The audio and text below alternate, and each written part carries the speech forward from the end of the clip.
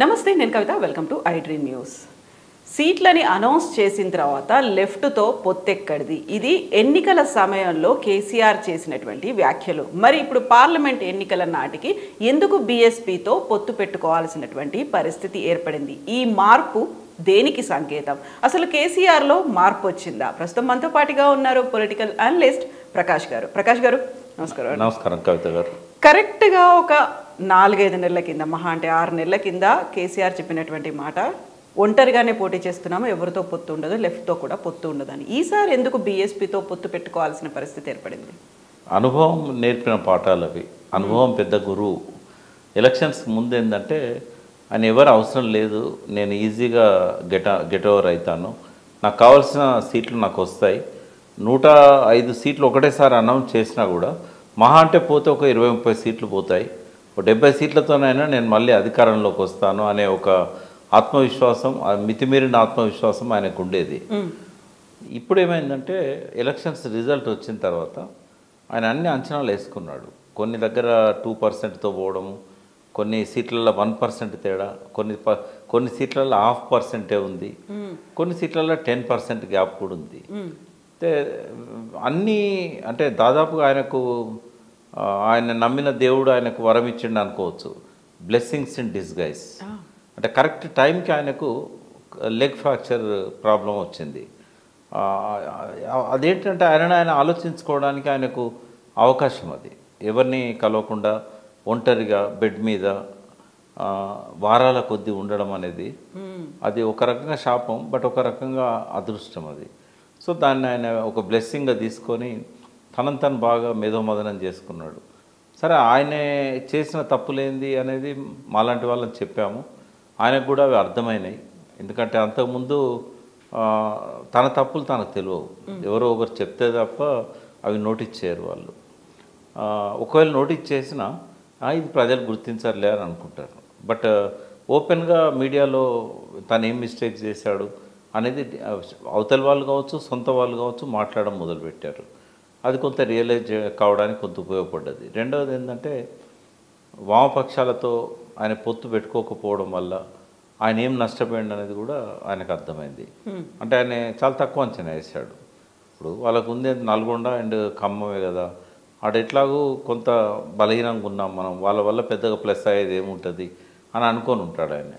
కానీ డెఫినెట్గా వాళ్ళు కలిసి ఉంటుంటే ఒక ఇమేజ్ క్రియేట్ అయ్యేది, గెలుస్తారు వీళ్ళు ఈ క్యాండిడేట్స్, వాళ్ళకు కొంత బలం. మునుగోడులో ఏంటి అసలు, మునుగోడు గెలవడానికి ఏకైక కారణం అని చెప్పొచ్చు కమ్యూనిస్టులు ఆ రోజు కలిసింది కాబట్టి మునుగోడులో ఉప ఎన్నికల్లో బయటపడ్డాం. సో ఆయన సరిగా లెసన్ తీసుకోలేదు, అందుకే నో చెప్పాడు. తన తప్పు వల్ల ఎన్ని సీట్లు ఓడిపోయినామో అర్థమైన తర్వాత ఇప్పుడు బీఎస్పీ ఉండడం అనేది తనకు అవకాశం. అది తను కొన్ని సీట్లలో ఆ 1%, 2% డిఫరెన్స్ వచ్చిన కాడ కొంత మెజారిటీ పెంచుకోవడానికి బీఎస్పీ ఉపయోగపడుతుంది. అన్నిటికంటే ఎక్కువ ఏంటంటే బీఎస్పీతోనే పొత్తు. ఇప్పుడు మళ్ళీ సిపిఎం, సిపిఐ ఏవి కాదు కదా, బీఎస్పీతోనే ఎందుకు పొత్తు కలుస్తున్నాడు అంటే ఇనిషియేటివ్ అటు నుంచి వచ్చిందా ఇటు నుంచి వచ్చిందా అనేది మనకు తెలియదు. బయటికి వాళ్ళు ఎన్ని చెప్తున్నా కూడా ఎవరు ఫస్ట్ ఎవరిని రమ్మన్నారు, ఎవరు కలవాలనుకున్నారు, ఆ విషయాలు వాళ్ళిద్దరు ప్రెస్ మీట్లో కలిసి చెప్తే అర్థమవుతుంది. ఒకవేళ బీఎస్పీ కలవడం వల్ల మొన్నటిసారి ఏమైందంటే దళిత బంధు అనేది, అంటే మనం ఒక 20 కారణాలు అనుకుంటే బీఆర్ఎస్ ఓటమికి మొట్టమొదటి కారణం దళిత బంధు. అది కేసీఆర్ గారు కూడా గుర్తించారు. అది ఆయన ఈ మధ్య మాట్లాడే మాటలలో, ఇండోర్ మాటలలో, మీడియా ముందు కాకుండా ఇంటర్నల్గా మాట్లాడే వాటిలలో ఎవరైనా ఓటమి గురించి ప్రస్తావించినప్పుడు దళిత బంధు ఫస్ట్ తీసుకుంటున్నాడు ఆయన. వాస్తవంగా కూడా అనలిస్టులకు కూడా అర్థమైంది ఏంటంటే దళిత బంధే మేజర్ రీజన్. ఎస్సీస్ ఓట్ బ్యాంక్ ఏంటంటే దాదాపు 16-17% ఉంటుంది.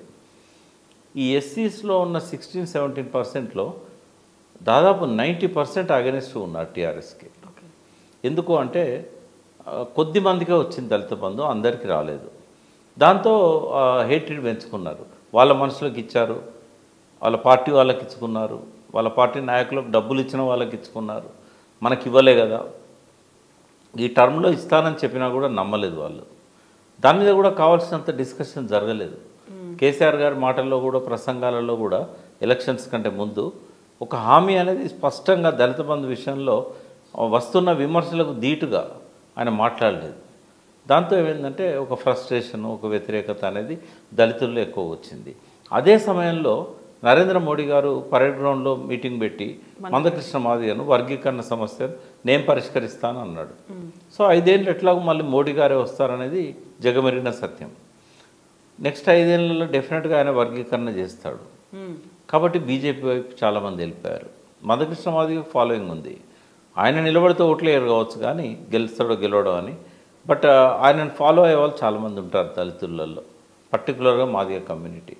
వాళ్ళు ఎవరు కూడా వాళ్ళు బీజేపీ సైడ్ పోయారు. అట్లా మాదిగలను ఒక పక్క కాంగ్రెస్, ఇంకో పక్క బీజేపీ. టీఆర్ఎస్ మీద వ్యతిరేకతతో కాంగ్రెస్ వైపు పోయారు. ఇంకో సెక్షన్ బీజేపీ వైపు మందకృష్ణ మాటలతో వెళ్ళారు. ఇంకా టీఆర్ఎస్ మిగిలింది ఏంటంటే ఆ దళిత బంధువులు లబ్ధి పొందిన వాళ్ళు, డబ్బులు వచ్చిన వాళ్ళు కొద్దిమంది, అది కూడా. అందుకని ఆ గ్యాప్ను ఫిలప్ చేసుకోవాలి. 16% ఓట్ బ్యాంక్ అనేది చిన్నది కాదు, ఇగ్నోర్ చేయాల్సింది కాదు. సో ఆర్ఎస్ ప్రవీణ్ కుమార్ రావడం వల్ల, పర్టికులర్గా బీఎస్పీ దళితులకు ప్రాతినిధ్యం వహించే పార్టీ కాబట్టి అది రావడం వల్ల ఎంతో కొంత గ్యాప్ అనేది ఫిలప్ చేసుకోవడానికి అవకాశం ఉంటుంది. వాళ్ళు హార్డ్లీ అడిగితే 2 సీట్లు అడుగుతారేమో. ఒక సీట్ అయితే ఆల్రెడీ అనౌన్స్ చేశాడు, నాగర్ కర్నూలు ఆయనదే అని. ఇంకేమన్నా ఒక సీట్ అడిగితే అది ఇస్తుండొచ్చు. ఇంకా కావాలంటే హైదరాబాద్ లాంటి ఎట్లా గెలవము అనుకున్న సీట్లు ఉంటాయి. ఎట్లాగో కొన్ని సీట్లలో మనం అసలే గెలవము అనుకునేవి కొన్ని ఉంటాయి. వాళ్ళు వాళ్ళ ఎగ్జిస్టెన్స్ కోసం, వాళ్ళ క్యాడర్ను పెంచుకోవడం కోసం, వాళ్ళు గెలుస్తామని కాకుండా బీఎస్పీ తన క్యాడర్ను పెంచుకోవడం కోసం పొత్తు ధర్మంలో భాగంగా అడిగితే అడగచ్చు. అయితే ఇక్కడే కీలకంగా ఇప్పుడు దళిత బంధు రాకపోవడం వల్ల వచ్చిన వ్యతిరేకతని ఒక సానుకూలంగా మార్చుకోవడానికి ఆర్ఎస్ ప్రవీణ్ కుమార్ ఉపయోగపడతారా? At the same time Sirpur Kagaz నగర్లోనే ఓడిపోయినటువంటి ఒక వ్యక్తిని మళ్ళీ ఇక్కడ ఎంపీగా పెట్టడం, అందరూ ర్యాలీ అయ్యి అక్కడ వచ్చి ఓటేస్తారని ఎలా అనుకుంటున్నారు? ఇక్కడ ఈక్వెషన్స్ ఎట్లుంటాయంటే, ఇప్పుడు కొడంగల్లో ఓడిపోయిన రేవంత్ రెడ్డి మనకు మల్కాజ్గిరిలో ఎంపీ అయ్యాడు, గెలిచాడు. వాస్తవంగా చెప్పాలంటే ఆ రోజు మల్కాజ్గిరి పార్లమెంట్లో దాదాపు అన్ని సీట్లు కూడా బీఆర్ఎస్ ఎమ్మెల్యేలు. ఆయన అక్కడ ఓడిపోయాడు. ఇక్కడ ఒక ఎమ్మెల్యే లేడు వాళ్ళకు, అయినా కూడా ఆయన ఎంపీ కాగలిగాడు. కాగజ్నగర్లో ఓడిపోవచ్చు. సికింద్రాబాద్ సంగతి ఏంది? అంబర్పేటలో ఓడిపోయిన కిషన్ రెడ్డి సికింద్రాబాద్లో ఎంపీ కాలేదా? ప్రవీణ్ కుమార్ది సొంత నియోజకవర్గం అలంపూరు నాగర్ కర్నూలు పరిధిలోకి వస్తుంది. మొన్న బీఆర్ఎస్కు 50,000 మెజార్టీ వచ్చింది. ఒక మామూలు వ్యక్తి, అతను ఎమ్మెల్సీగా ఉన్న ఒక రెడ్డి, నీలం సంజయ్ రెడ్డి గారికి మనవడు అవుతాడు. ఆయనే బలంతో గెలిచాడు. ఆ విజయుడు ఎవరో ఎవరికి తెలియదు. బట్ 50,000 మెజార్టీ వచ్చిన కాన్స్టిట్యున్సీ అది. గద్వాల్ ఉన్నది, గద్వాల్ కూడా అలంపూర్ కాన్స్టిట్యున్సీ. గద్వాల్లో కూడా బీఆర్ఎస్ గెలిచింది. ఈ రెండింటితో పాటు ఆయనకున్న బలం కొంత ఉపయోగపడుతుంది. తర్వాత కొన్ని నియోజకవర్గాల్లో దగ్గర దాకా వచ్చిపోయారు. నాగర్ కర్నూలు కావచ్చు, అచ్చంపేట కావచ్చు. కొన్ని దిక్కులో మరీ గ్యాప్ ఎక్కువ ఉంది, కొన్ని దిక్కులో లేదు. అయితే మరీ ప్రవీణ్ గెలవడం అని చెప్పడానికి లేదు. కొద్దిగా ప్రయత్నం చేస్తే నాగర్ కర్నూలులో గెలిచే అవకాశం ఉంటుంది. మళ్ళీ అక్కడ క్యాండిడేట్ ఎవరైతే ఉన్నారో బీజేపీ తరఫున టీఆర్ఎస్ నుంచి బీఆర్ఎస్ నుంచి అందులో పోయిన వ్యక్తే రాములు క్యాండిడేట్ అవుతున్నాడు. రాములు అటు పోయిండని చెప్పి చాలా వ్యతిరేకత కూడా వచ్చింది అక్కడ, అనే బీజేపీ వైపు పోయిండని చెప్పేసి. సో అట్లా కొంత ప్రవీణ్ కుమార్ గెలిచే అవకాశాలు ఉన్నాయి. బీఆర్ఎస్ బీఎస్పీ అలయన్స్లో అదొక ప్లస్ పాయింట్ అని నేను అనుకుంటున్నాను, నాగర్ కర్నూలు గెలవడం అనేది. అక్కడ ఆయన కాకుండా ఇంకా ఏ వ్యక్తికి ఇచ్చినా కూడా ఆయన అంత ప్రభావం చూపెట్టలేరు. అయితే ఇప్పుడు మందకృష్ణతో కలిసి లేకుంటే బీజేపీ అక్కడ ఉన్నటువంటి వర్గీకరణకు సంబంధించి ఒక కన్ఫర్మ్డ్గా జరుగుతుంది అనేటువంటి ఒక గ్యారంటీ అయితే వచ్చింది. బట్ అందులో ఒక క్లారిటీ అనేది లేకపోతే తన అభిప్రాయాన్ని ఎప్పుడు ప్రవీణ్ కుమార్ చెప్పలేదే. అంటే చెప్పినా కూడా ఇప్పుడు గతం ఏంది అనేది ఎవరు పట్టించుకోరమ్మా. ఇప్పుడు వర్గీకరణ అనేది ఒక జనరేషన్ మారింది. 94, 95లో మందకృష్ణ మాదిగ వర్గీకరణ ఉద్యమాన్ని తీసుకొచ్చాడు. 30 ఏళ్ళు అయింది. ప్రతి 20 ఏళ్ళకు ఒక తరం వస్తుంది. ఆయన ఉద్యమం లేవదీసిన తర్వాత, ఆ ఉద్యమం చల్లారిన తర్వాత 5-6 ఏళ్ళకు పుట్టిన వాళ్ళు ఇప్పుడు ఓటు హక్కు వచ్చింది. తెలంగాణ ఉద్యమం కూడా అంతే కదా. తెలంగాణ ఉద్యమం ప్రారంభించిన నాడు పుట్టని వాళ్ళు ఇప్పుడు ఓటర్స్. వాళ్ళ లోపల ఆ ఫీలింగ్స్, ఆ సెంటిమెంట్స్ ఎక్కువ ఉండవు. మందకృష్ణ మాదిగతో తిరిగిన జనరేషన్ ఏదైతే ఉందో వాళ్ళకు ఉంటుంది అది. కానీ అది చాలా స్ప్లిట్స్ అయింది, ఎన్నో చీలికలు అయింది మందకృష్ణ మాదిగ నాయకత్వంలో. ఎంతోమంది విడిపోయి వాళ్ళు వేరే పెట్టుకున్నారు. అంత బలంగానైతే లేదు ఆ వాదం. అలా అసెంబ్లీ ఎలక్షన్స్లో కొంత దళిత బంధు వ్యతిరేకతతోనే అటు ఇటు స్ప్లిట్ అయ్యారు, కానీ ప్రవీణ్ కుమార్ కొంత ర్యాలీ చేయగలుగుతారని ఒక నమ్మకం ఉంది. ఎందుకంటే ఆయన ఏ పని చేసినా కొంత సీరియస్గా చేస్తాడు. స్వేరోస్ ఉన్నారు, ఆయన తయారు చేసిన టీమ్స్ ఉన్నాయి. ఐపీఎస్ ఆఫీసర్ కాబట్టి నాన్ సీరియస్ అందరిలో ఉన్నట్టు ఆయన లోపల ఉండదు. ఆయన ఒక దళితులకు ఒక దిక్సూచిలా కనబడుతున్నాడు. ఆయన వాళ్ళ కమ్యూనిటీలో ఇంత మేధావి, ఒక ఐపీఎస్ రిజైన్ చేసి మన కోసం సాక్రిఫైస్ చేస్తున్నాడు. కాన్సీరామ్ మాయావతిలకు ఆయన ఇక్కడ సిసలైన వారసుడు అన్న ఒక ఫీలింగ్, ఎమోషన్స్ జనరేట్ అవుతున్నాయి. ఆయన తక్కువ టైంలో ఆయన పార్టీ ఎలక్షన్స్కి పోయింది. ఇక్కడ ఆయన బీఎస్పీ లీడర్ అయిన తర్వాత ఇంకొంచెం గ్యాప్ ఉండుంటే ఆయన బాగా క్యాంపెయిన్ చేసుకునేవాడు. ఇప్పటివరకు ఆయనకు వచ్చిన ఇమేజ్ అవన్నీ కూడా బీఆర్ఎస్కి అది ప్లస్ అయ్యిద్ది అనుకుంటున్నా, కానీ మైనస్ అయిద్దని నేను అనుకోవట్లేదు. ఎస్. సో తన ఇమేజ్ బీఆర్ఎస్కి ప్లస్ అవుతుంది అనుకున్నప్పుడు ఇప్పుడు బీఆర్ఎస్లో పోటీ పడేటువంటి క్యాండిడేట్లు లేకపోవడం వల్లే బీఎస్పీ వైపు చూడాల్సినటువంటి పరిస్థితి ఏర్పడింది అనేది. 9 మంది సిట్టింగ్ ఎమ్మెల్యేలో ముగ్గురు ఆల్రెడీ పార్టీ మారారు. మిగిలిన చోట్ల కూడా అభ్యర్థుల్ని పెట్టడానికి లేదు. నాగర్ కర్నూలుకి ఆల్రెడీ ఆర్ఎస్ ప్రవీణ్ కుమార్ని అనౌన్స్ చేసినప్పటికి కూడా మిగిలిన స్థానాల్లో బీఆర్ఎస్ వాళ్ళు లేక బీఎస్పీ వాళ్ళ వైపు చూస్తున్నారు అనే దానికి ఏమంటారు? క్యాండిడేట్స్ ఉన్నారమ్మా, అట్లేం లేదు. కలిసి వస్తుందని తీసుకున్నారే తప్ప క్యాండిడేట్ లేక కాదు. ముందు గువ్వల బాలరాజుకి ఇద్దామనేది డిసైడ్ అయింది, నేను విన్నాను. గువ్వల బాలరాజు అచ్చంపేటలో ఓడిపోవచ్చు, కానీ ఆయనకు ఫాలోయింగ్ ఉంది, డబ్బు ఉంది, పలుకుబడి ఉంది, చేసుకోగలుగుతాడు, యువకుడు కాబట్టి ఆయనే క్యాండిడేట్ అయ్యేవాడు. బహుశా రాములు బయటికి పోవడానికి కూడా నాకు ఇస్తారో ఇవ్వరో, బాలరాజు పేరు వినబడుతున్నది అనేది ఒక కారణం. ఆయన ప్రవీణ్ కుమార్ వస్తాడని చెప్పలేదు ఆయన. కాబట్టి క్యాండిడేట్స్ లేరు అనేది కరెక్ట్ కాదు. ఎక్కడైనా ఉన్న వాళ్ళ ఇప్పుడు ఒక పొరపాటును సరి చేసుకునే క్రమంలో కేసీఆర్ గారు బాగా ఆలోచించి తీసుకున్న నిర్ణయం ఏంటంటే, మనం ఇప్పుడు ఎవరిని అడగకుండా అందరికి టికెట్లు ఇచ్చాం, ఓడించారు. ఈసారి అట్లా ఇవ్వకూడదు. ప్రతి జిల్లాలో ఫస్ట్ బీఆర్ఎస్ పుట్టిన తర్వాత, అంటే నేను వన్ ఆఫ్ ది ఫౌండర్ మెంబర్గా పార్టీకి 23 సంవత్సరాల కాలం గడిచిపోయిన తర్వాత మొదటిసారి సమీక్షలు చేశారు. ఆ చరిత్రలోనే సమీక్ష అనేది లేదు. నేను అడిగాను కేసీఆర్ గారిని, మొట్టమొదటి ఉప ఎన్నిక మెదక్లో జరిగింది. కర్నల్ రామచంద్రరావు గారు చనిపోతే ఉమాదేవి గారికి టికెట్ ఇచ్చారు.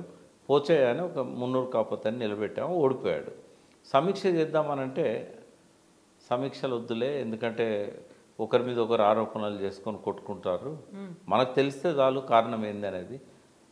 మనం మన వ్యక్తులతో మాట్లాడుకుందాం, మనకు ఫీడ్బ్యాక్ వస్తుంది, తెలుస్తూనే ఉంది కదా అని చెప్పి క్యాష్ ఫ్యాక్టర్ పనిచేయలేదు, సింపతి వేవ్ పనిచేసింది.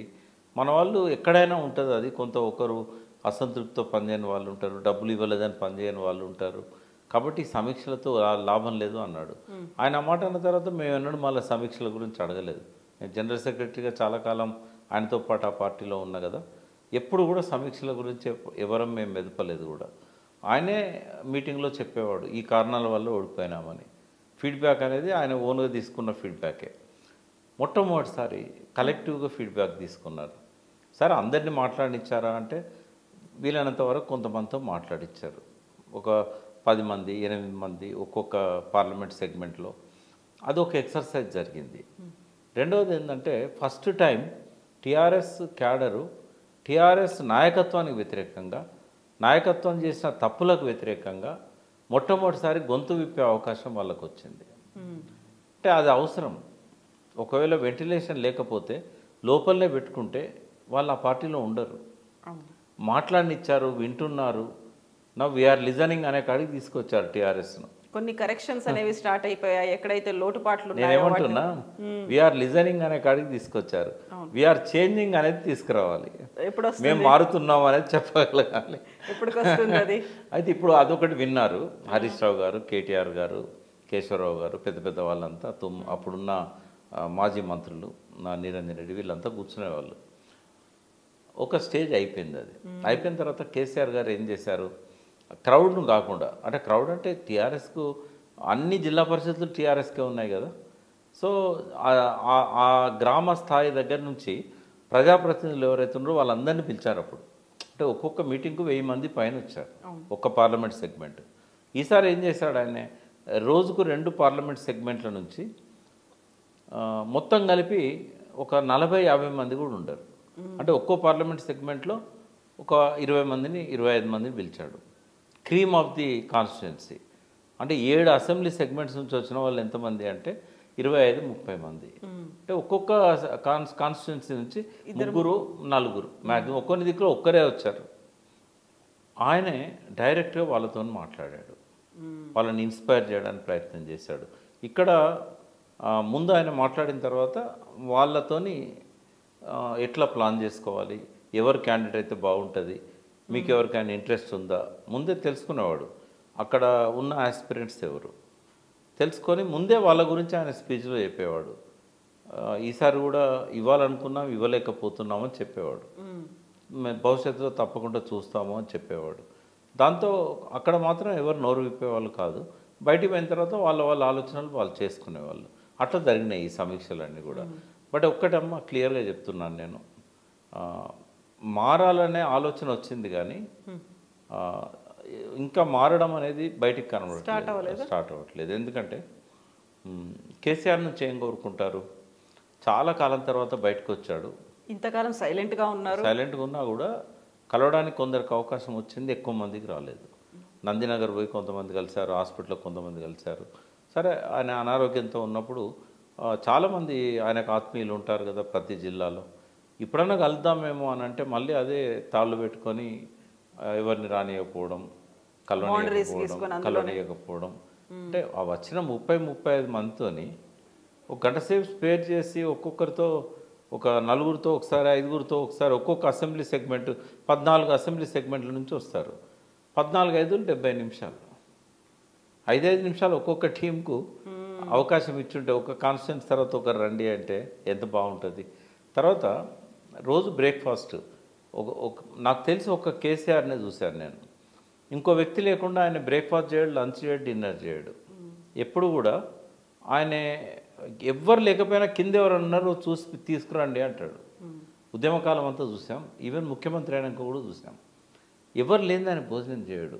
ఎవరినో అక్కడున్న వాళ్ళని తీసుకొచ్చి కూర్చోబెట్టుకునే దానికంటే ముందే ప్లాన్ చేసుకొని మీరు ఆ రోజు పొద్దున బ్రేక్ఫాస్ట్ జాయిన్ కండి అంటే వాళ్ళు ముందు రోజు వచ్చి ఇక్కడ పడుకుంటారు, మార్నింగ్ బ్రేక్ఫాస్ట్కి ఆయనతో పోతారు.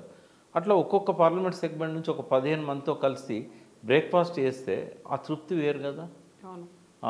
మాకు టైం ఇయ్యడు, మళ్ళీ అదే కంటిన్యూ అవుతున్నది. మాజీ మంత్రులను కూడా తాడుగట్టి ఆయన కలవనీయకపోవడం, నెట్టి పడేయడం తెలంగాణ భవన్లో, ఈ సీన్లన్నీ రిపీట్ అవుతున్నాయి. అది కోరుకోవట్లేదు ప్రజలు. అది కేసీఆర్ మార్పు రావాల్సింది. ఆ కేసీఆర్లో అందరినీ నేను కలవాలి, అందరితో నేను చనువుగా ఉండాలి, ఉద్యమకాలం నాటి స్నేహాన్ని నేను కొనసాగించాలి అనే ఆ మార్పు కోసం మేము చూస్తున్నాం. ఆ మార్పు రావట్లేదు. రెండవది, కేటీఆర్ హరీష్ రావు ఎప్పటిలాగానే అందరినీ కలుస్తున్నారు. కేటీఆర్ కొంత కలవడం అనేది ఉండే, బట్ అది ఆయన రెక్టిఫై చేసుకున్నాడు, అందరికి టైం ఇస్తున్నాడు, కలుస్తున్నాడు. కానీ ఎక్కువసార్లు ఏమవుతుందంటే వాళ్ళు మాట్లాడేసి పోయి కారెక్కుతున్నారు. ఆ కారెక్కేదాకా కూడా సెల్ఫీలు, ఎవరు బలం ఉన్నోడు తోసుకొని పోయి సెల్ఫీ తీసుకుంటున్నారు. ఇది మారాలి. ప్రైవసీ ఇవ్వాలి నాయకులకు, మనసు విప్పి మాట్లాడడానికి అవకాశం ఇవ్వాలి. ముందు వాళ్ళు చెప్పేది వినాలి, తర్వాత వీళ్ళు చెప్పాలి. అది జరగట్లేదమ్మా. ఇంకోటి, పార్టీ ప్రక్షాళన. మీతో ఇంటర్వ్యూలో చక్రపాణి గారు మాట్లాడింది నేను విన్నాను. 100% ఆయన చెప్పింది కరెక్ట్. మేము కూడా చెప్పాను, టీఆర్ఎస్ పార్టీ గాల్లో ఉంది, కేవలం ఎమ్మెల్యేలను నమ్ముకున్నారు అని. ఈసారి మార్పు ఏంటంటే ఎమ్మెల్యేల స్థానంలో కోఆర్డినేషన్ కమిటీ వేయాలనేది ఒక డిసిషన్ అయింది. బట్ ఆ కమిటీలో ఎవరు ఉండాలి, వాళ్ళతోనైనా మాట్లాడి అప్పుడు జరిగిన పొరపాటు ఇది, ఈసారి ఇట్లా టైం ఎక్కడుందమ్మా? 4 రోజులు అయితే కోడ్ వస్తుంది, తర్వాత హడావిడి ర్యాలీలు ఇవన్నీ జరుగుతూ ఉంటాయి. అంటే జనరేషన్ టు జనరేషన్ అన్ని రంగాలల్లో, టెక్నాలజీ ఒకటే కాదు, అన్ని రంగాలలో మార్పులు వస్తాయి. అందరు ఆలోచనలలో పోయిన తరంలాగా ఈ తరం ఆలోచించరు. ఇంకా వెనకటి పద్ధతిలో బహిరంగ సభలు, ర్యాలీలు, మన ముఖం చూసి ఓట్లేసే పద్ధతులు లేవమ్మా. బట్ ఇప్పుడు ఏమంటున్నారు, అప్పుడు బహిరంగ సభలు పెట్టాం, ఇప్పుడు బహిరంగ సభలు వద్దు, ర్యాలీలు పెట్టుకుందాం. ఈ రెండూ కూడా నా దృష్టిలో అవసరం లేదు. ఇప్పుడు నువ్వు ఎన్ని ర్యాలీలకు జనాలు వచ్చినా, ఎన్ని బహిరంగ సభలకు వచ్చినా, వచ్చిన జనమా తెచ్చిన జనమా? వచ్చిన జనం అయితే మెచ్చుతారు, వాళ్ళు మెచ్చిన జనం అవుతారు. తెచ్చిన జనం అయితే వాళ్ళు కనబడతారు, ముఖం చూపెడతారు, మేము వచ్చినాం, వెళ్ళిపోతారు. సో ఇవి కాదు కావాల్సింది. వాళ్ళ హార్ట్లోకి డైరెక్ట్గా చొచ్చుపోయే విధంగా మనము వాళ్ళతో 1-on-1 మాట్లాడమో లేకుంటే మీడియాను ఉపయోగించుకోవడమో ఇవన్నీ జరగాలి. ఇంకా వైపుగా సోషల్ మీడియా ద్వారా ఏం నష్టం జరిగిందో అర్థమైంది వాళ్ళకు. అంటే అవతల పార్టీలకు, అది బీజేపీ కావచ్చు, అది కాంగ్రెస్ కావచ్చు, వాళ్ళిద్దరికీ చాలా శక్తివంతంగా పనిచేసినాయి. మనకు ఐటీ డిపార్ట్మెంట్ మన చేతిలో ఉండి, గవర్నమెంట్ ఉండి, ఐటీ కంపెనీలన్నీ మన చేతిలో ఉండి మనం చేసుకోలేకపోయినాం. దానిలో ఆ రెక్టిఫికేషన్కు ప్రయత్నాలు స్టార్ట్ అయినాయి. కానీ ఈ పార్లమెంట్ ఎలక్షన్స్లో వాళ్ళిద్దరిని ఓవర్టేక్ చేయగలుగుతారని అయితే నేను అనుకోవట్లేదు. స్టెప్స్ అయితే స్టార్ట్ అయినాయి. కాబట్టి ఈ పార్లమెంట్ ఎన్నికల్లో వేగంగా వాళ్ళు పార్టీ పరంగా తీసుకురావాల్సిన నిర్మాణ చర్యలు కానీ, కొత్త నాయకత్వాన్ని ఎక్స్పోజ్ చేసే ఇది కానీ, మొన్నటి ఎలక్షన్స్లో ఎవరి వల్ల నష్టం జరిగిందో వాళ్ళని పక్కకు పెట్టే ప్రాసెస్ కానీ, ఇది ఏది జరగడం లేదు. జరగనప్పుడు ఏమైందంటే మళ్ళీ గెలుపోవటంలో దైవాధీనాలు అవుతాయి. కాబట్టి మీ ద్వారా కనీసం ఈ మాటలను వాళ్ళు విని నిర్మాణాన్ని కొంత పటిష్టం చేసుకొని, ఒక్కరి మీదనే బాధ్యతలు పెట్టకుండా కోఆర్డినేషన్ కమిటీలో ఉన్న వాళ్ళతోని పర్సనల్ ర్యాపో పెంచుకుంటూ అట్లా పార్టీ ప్రక్షాళనకు కొన్ని చర్యలు తీసుకోవడం. కేసీఆర్ గారు ప్రతిరోజు కనీసం ఒక బ్రేక్ఫాస్ట్కి, లంచ్కి ఒక్కొక్క నియోజకవర్గము పార్లమెంటరీ సెగ్మెంట్ వారీగానో వాళ్ళని కూర్చోబెట్టుకొని మనసు విప్పి మాట్లాడడం, వాళ్ళని మాట్లాడించడం, ఇవన్నీ చేస్తే తప్ప వన్ సైడ్గా మనం చెప్దాం వాళ్ళు వింటారు అంటే కుదరదు. మీరు వినాలి, మీరు మారాలి, మీరు స్పందించాలి. వినడం వరకే ఉంది కానీ మారడం, స్పందించడం అనేది లేదు. వినడం కూడా పూర్తి సంతృప్తికరంగా లేదు. అది thank you so much Prakash garu. Thank you అండి.